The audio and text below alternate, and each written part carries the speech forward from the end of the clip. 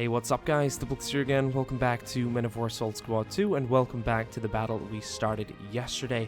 Today we're about to witness day 2 of the battle. US reinforcements have arrived and they're about to assist the British in attacking the German positions once again. Open up the description box below to read more about this battle and to read more about the ongoing war with the Germans. I'm super excited to see this battle go down, but before we start it, we're going to take a look at some of the attacking forces at our disposal in today's battle. So first of all, we have some remaining Churchills from the previous battle, supported by some TOG 2s. We can see them there on the right side of the screen. We're going to be looking at the US forces, and we're obviously going to go back and get a more detailed look at the British force as well. We have what seems to be a very beefed up Sherman.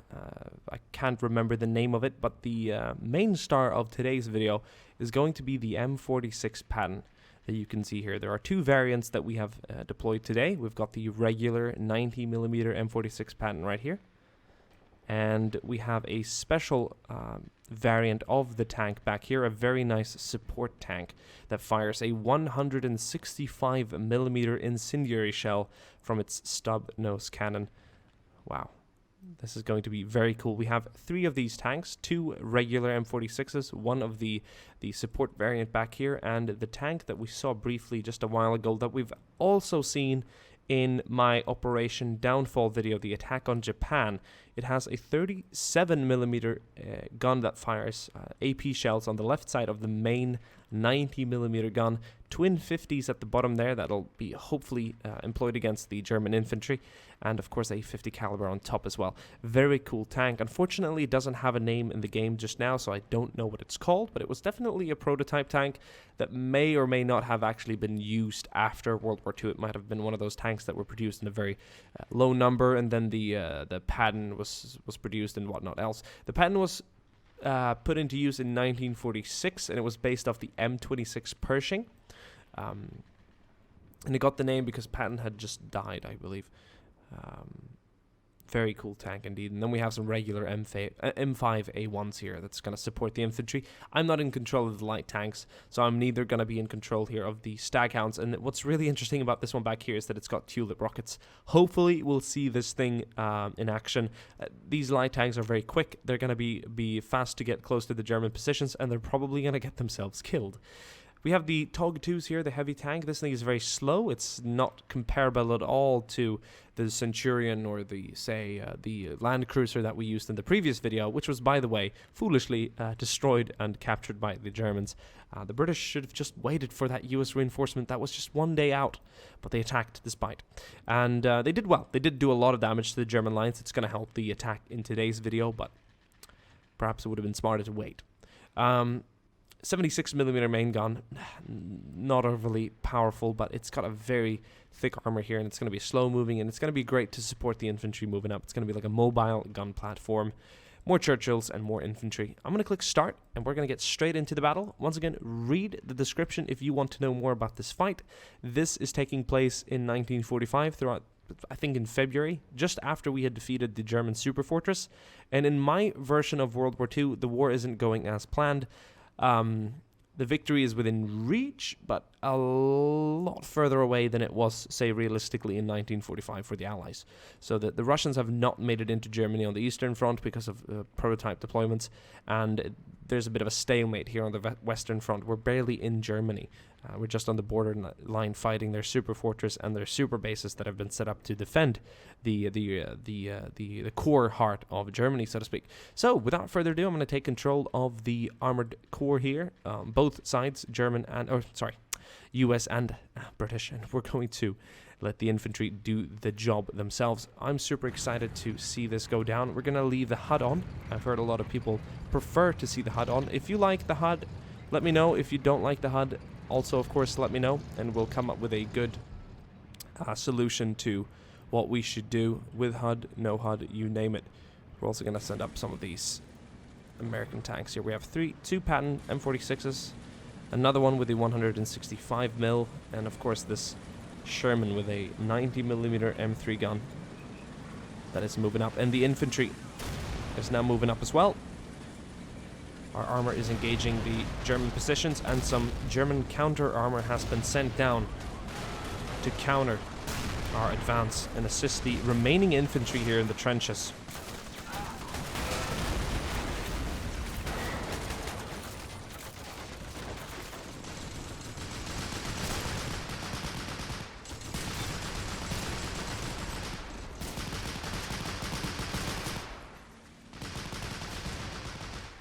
I want to demonstrate the power of this incendiary round, so I'm going to go ahead and fire one at the German positions, and you can see what it does.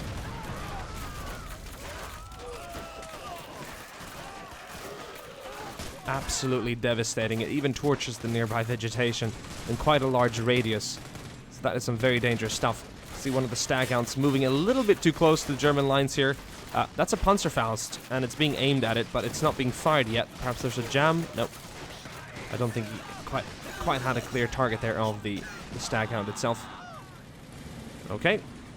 Let's look at the British attack. Let's not forget this one is very vital as well. The Tugs are starting to make their way up to the first trenches here now. They're very slow, but very powerful things.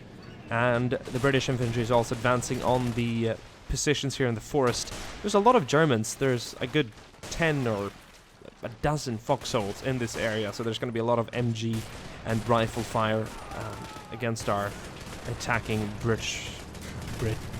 Sorry. Speaking. What is it even? I think I've got the sound on too high for myself. So sometimes I can't hear myself talk, and then I guess I speak like a deaf person. It's just doesn't make a lot of sense, I presume. But the tanks are moving up to support the infantry. And so far so good. There's a lot of AT infantry. Jesus Christ, that's exactly what we wanted to avoid. Suppress that trench. All guns, fire. Oh, jeez, hold down. Jesus Christ. Well, that's exactly what we need the infantry to, and there's a lot of infantrymen in the center here moving up. They're about to attack the supply depot on this side. Oh, one of the rockets were just fired. Did you see that? It fired one of the tulip rockets. I did hear it, but I'm not sure where it landed. It could have landed over here. Perhaps it was incendiary rockets as well, because a lot of Germans here were torched. And I do not think that was from my own M46 Patton with the incendiary gun, because it is so far back here that it could have impossibly have delivered that shell. Very interesting. Well, that Staghound is no more, so we won't be enjoying its precious rockets any longer, but we do have enough US and British armor to further the fight here. Oh, second Staghound got a little too close to the defended supply depot here, and there's going to be a lot of German soldiers holding this down. Look at that. German artillery supporting as well. Lots of infantry moving up. Well, it's going to be a good one. I think it's about time we deliver a shell here from Uncle Sam to our dear British friends on the right side attacking. I am indeed in charge of the armor today, so I will pride myself over the tactical responsibility. Jesus Christ. Holy shit. Wow. Well, I'm sort of glad for the Germans that there's only one of these deployed today, because a shell in the right place can do so much damage. The position has been completely cleared out, but a lot of allies fell while attacking that. There's bodies littered all around this forest. And once this battle is done, of course, we're going to go through the casualties to get a good look at what has actually happened. The Brits on this side, supported by some Americans. I think we can see a few American soldiers throughout, but mainly British, because they attacked on the right side, are now starting to clear out the German positions, and it's safe for us to move up the armor. There's a German flak bunker on the other side of the hill that we need to break down. And we will do so with distinction and superiority. So, obviously having the HUD on allows us to use the minimap, so we can see what's going on now. Lots of infantry in the center, big contingent. Let's move up this M46 Patton, but I do not want to risk losing it. It's going to be very vital in sort of clearing out the trenches. Obviously weapons were deployed with reasons and for a certain use. I presume deploying a 165mm incendiary shell firing M46 Patton variant is meant for just the very same usage and purpose of clearing out the entrenched positions that did so much damage against the attacking Brits yesterday. See, you have an action and you have a consequence. And right now the Germans are facing the consequence of their action by entrenching themselves. Sometimes it's more effective to have a mobile defense rather than entrenching themselves, but in this part of Germany and in this stage of the war, the Germans are unfortunately not capable of going on the advance again. I think it would require perhaps some prototype weapons that could counterattack and perhaps put the Allies on the defense. And maybe that is where we will take this story.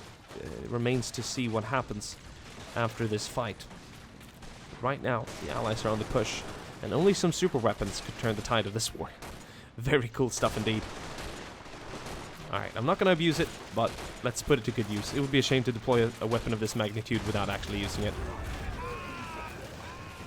Incendiary round, absolutely insane. We're going to leave this one at the back now, because we're going to be moving up against a lot of AT weapons. I believe I saw some German tanks up there and some packs.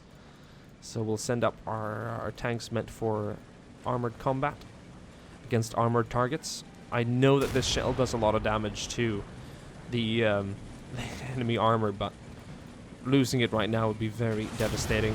We needed to support the infantry, so we're going to keep moving our assets up. This Churchill has not been knocked out, it just had some smoke coming out of it. Good, we can move all our tanks up on this side. Excellent. Oh, some flak fire hitting all the way back here. Very interesting impact sounds. Gotta love that. Here's a crewman. Do we need any more crewmen in any of these tanks? Yes, this Churchill back here has actually lost one. So I'll put you to good use, Jude Powell. Yeah, look at that. These are the very same air defenses that permit us from utilizing our air force in this area. But we have a gift from Uncle Sam. Please accept. Thank you. That man was... Look at that. Burning body thrown across half of the battlefield. That is absolutely insane. Let's see if... Oh, get back in the tank, Michael. We're approaching the final line of defense right now. As you can see on the map, we've got packs, some more Panzer IVs, the very late variant. These are as highly upgraded as it gets on the pack side of, or the Panzer IV side of things. There's another pack up there. Plenty of German infantry. It's about time we commence the assault.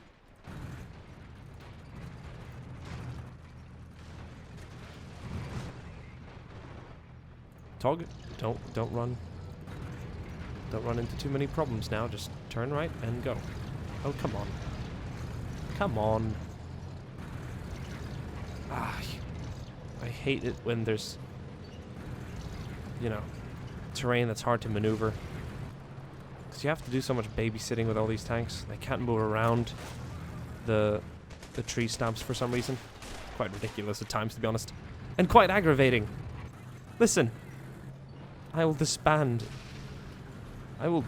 There we go. Self-detonate this tank if it doesn't move. Because otherwise I'll self-detonate myself. Why is it so hard to drive over vegetation? They need to upgrade and patch the game or the mod or whatever just to make tanks a little more traversable. Okay, well, let's move up our tanks.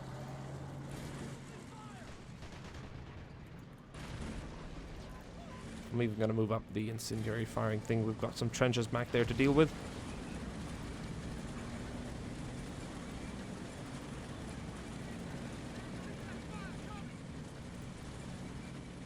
And up on this side, can we move down the Churchills to support the infantry, please? What the hell is that? Pack fire? Jesus Christ. We're losing tanks like flies over here. What's going on? Shit. Okay. We've got trouble ahead. That's a mouse. That's a mouse. Oh, jeez. Back off, back off. Pull back, pull back. Hold down, tank down.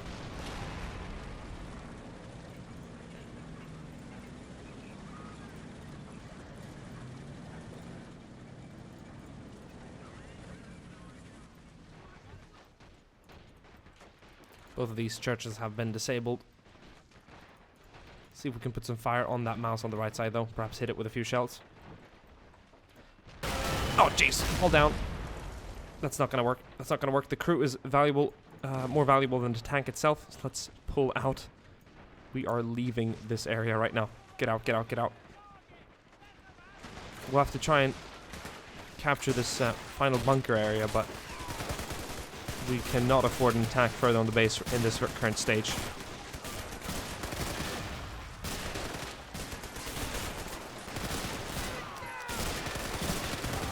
Look at that. There's some very serious close quarter combat, and this bunker's been disabled.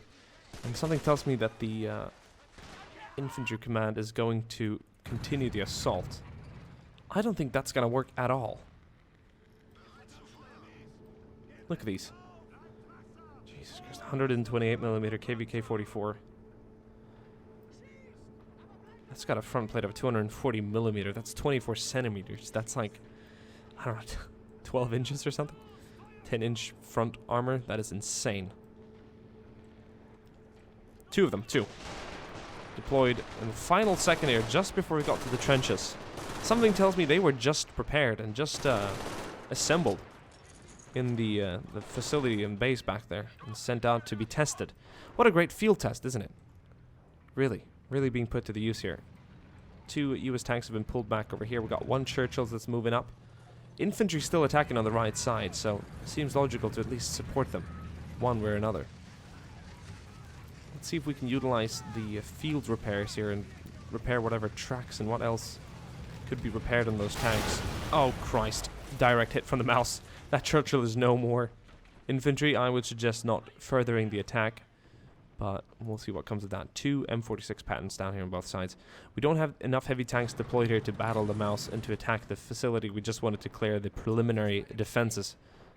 Let's see what an incendiary shell would do to that tank. Let's put these up at the test. We still have our units attacking, so it's should honor them by at least engaging the tank.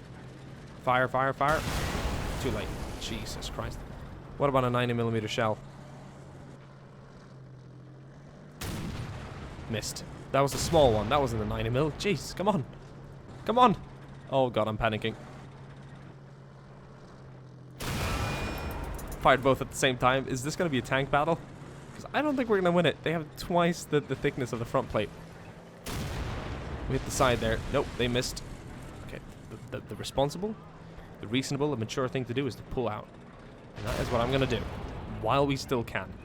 Unfortunately, the M46 with the incendiary round, a quite heavy 165mm round, that perhaps could have done some serious damage to that mouse. Unable to fire, the mouse was quick to act, and got us right before we could fire. US infantry moving up though, the attack is still underway. Lots of British and US infantry storming out over the open here, but the mouse, look at that, they're gonna get slaughtered. Some might get close enough to use some AT grenades, but they're forced to pull back. This attack has to be cancelled right now. We have to wait for Russian reinforcements as well to go in on the fort. What a cool battle. I hope you guys enjoyed. We're gonna take a look at some of the casualties here. We'll line up our allied casualties in yellow, and as you can tell, there's just severe casualties throughout the field here. So many were dead taking this bunker, so we definitely employed that incendiary shell to good use. And the forest here is just scattered with casualties, and even back here, plenty of casualties taken. That is absolutely insane. And do note that most of these red casualties here, especially the German ones, were not killed today. They were there since the previous battle. So the Germans took a lot less casualties than displayed in red currently. At least at the front line there. But that is absolutely insane. What a gruesome battle. Mouses came in at the nick of time and helped them back there. So the Russians in tomorrow's video will be arriving from northern Italy to flank around where we actually currently have made some progress against the defenders. But there's no way we can pass through Switzerland, and there's plenty of super fortresses and whatnot in southern Germany preventing a southern attack. So I'm excited to continue the assault here on the Western Front with some Russian assistance. It's going to be the third and final wave, and we'll see what they can break down. See you guys soon again. Bye.